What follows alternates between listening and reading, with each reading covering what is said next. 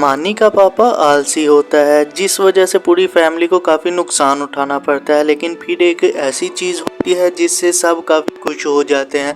तो आइए देखते हैं कि ऐसा क्या होता है। मानी की माँ बाहर से काम करके आती है। मानी के पापा उठिए, दोपहर हो गई है, आप अभी तक सो रहे हैं। तुम तो हर वक्त ऐसे ही बोलती रहती हो, और मैंने क्या करना है उठकर? क्या मतलब है क्या करना है उठकर? जाइए बाहर जाकर कोई काम का पता करें। हमारे पास थोड़ी सी जमीन है, आप उस पर भी कोई काम नहीं करते। मुझे बाहर भी जाकर काम करना पड़ता है और फिर घर आकर भी काम करना पड़ता है। तो क्या करूं मैं जाकर? काम का पता करता तो हूँ, नहीं मिलता मुझे। और मैं तुम्हें नहीं कहता कि तुम जाकर काम करो। अगर मैं ना काम करूंगी तो घर कैसे चलेगा? पहले भी मानिफ की फीस ना देने की वजह से उसे स्कूल से निकाल दिया गया था। जब तक मैं तुमसे बात करूंगा तुम तो मेरा सर ही खाओगी। मैं जा रहा हूँ यहाँ से। मानी का पापा गुस्से में वहाँ से चला जाता है और मानी की माँ काफी परेशान होती है। और कुछ दिन बाद एक ऐसी मुसीबत आती है जिससे वो परेशान हो जाते हैं। तो आइए देखते हैं कि ऐसा क्या होता है। गाँव का सरपंच आता है मानी के घर।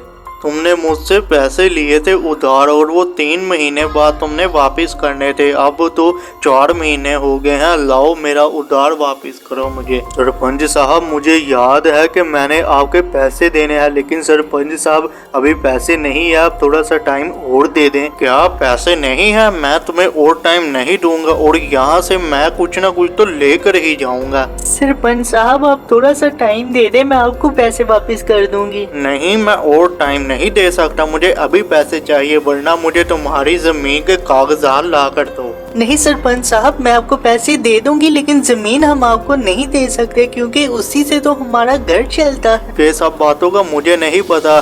चलो जाओ और अंदर से कागजात लेकर आओ इनके। इस सरपंच के आदमी कमरे के अंदर जाकर कागजात ले आते हैं और वो वहाँ से चले जाते हैं, जिसके बाद सब परेशान हो जाते हैं। तो आइए देखते हैं कि आगे क्या होता है। मानी के पापा, ये सब आपकी वजह से हुआ है। अगर आप कोई काम करते तो हमारे साथ ऐसा ना होता। अब तो जमीन भी चली गई है, अब घर का खर्चा कैसे चलेगा अपना? बेगम, तुम परेशान ना हो, मैं कुछ ना कुछ करता हूँ। फिर वो बाहर चला जाता है। मैं अब क्या करूँ, कहाँ काम ढूंढूं? मुझे तो किसी ने पैसे भी उधार नहीं देने।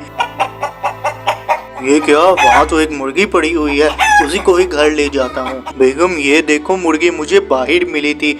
अब घर में कोई चीज तो नहीं है खाने के लिए, इसलिए इसे ही मैं घर ले आया हूँ। ठीक है मानी के पापा, थोड़ी देर बाद इसका कुछ करते हैं हम।